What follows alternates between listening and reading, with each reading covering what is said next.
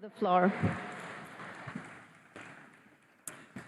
Dear colleagues, dear guests, this summit for which I thank the leadership of the United Arab Emirates is a key moment in our efforts to contain global temperature rise to within 1.5 Celsius. We have reached the first global stocktake, and while there are reasons to be optimistic, the goal remains far off. COP28 must be a turning point. We are called upon to set a clear direction and enact concrete actions, reasonable but concrete, such as tripling the world's renewable energy generation capacity by 2030 and doubling the global rate of annual energy efficiency improvements, as also outlined by the Presidency. Italy is doing its part in the decarbonization process, and it does it in a pragmatic way. That means with a technology-neutral approach, free from unnecessary radicalism. My idea is that if we want to be effective, if we want environmental sustainability that does not compromise the economic and social sphere, what we must pursue is an ecological transition and not an ideological one. We are gradually replacing coal-fired power generation with renewables. We have adopted a new energy and climate plan, and we are investing resources and attention on biofuels, so much so that we are among the founders of the Global Biofuels Alliance.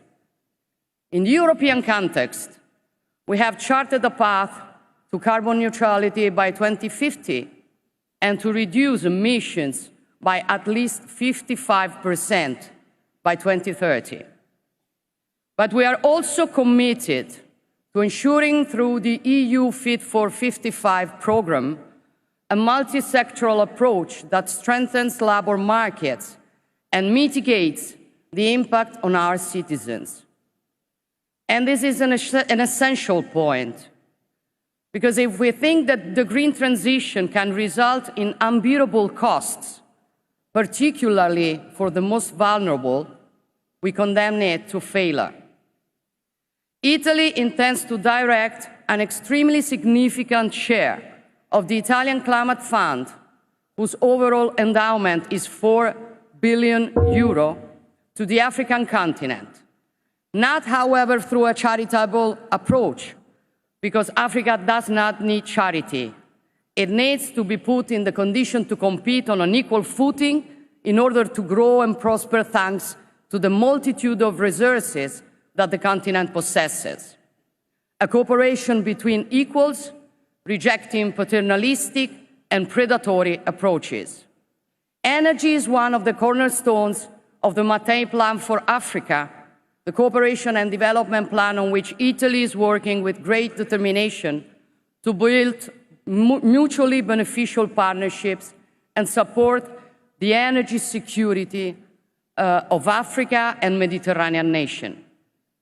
And we are also, in this way, working towards becoming a strategic hub for clean energy by developing the necessary infrastructure and generation capacity in our homeland and in the Mediterranean. After the Rome Conference on Development and Migration, 2 new financial instruments were established to address the root causes of migration, combat human traffickers, guarantee the right not to emigrate. And we will continue to support the Green Climate Fund also in the next cycle. And as I have already announced it yesterday, we will contribute with €100 million to the new Loss and Damage Fund, strongly pursued by the Emirates Presidency. And all these priorities will also be at the heart of Italy's G7 presidency in 2024. I want to thank, in conclusion, the Emirati Chair, Sultan Al Jaber, and express my congratulations for a COP28 of absolute success. We're all aware, colleagues, that many of the efforts that we are making today will likely produce visible results when many of us no longer have roles of responsibility. But doing it anyway, not for ourselves, but for those who come after us, defines the value of our leadership. As Warren Buffett wrote, there is someone sitting in the shade today because someone else planted a tree long ago. Thank you. Thank you, Your Excellency.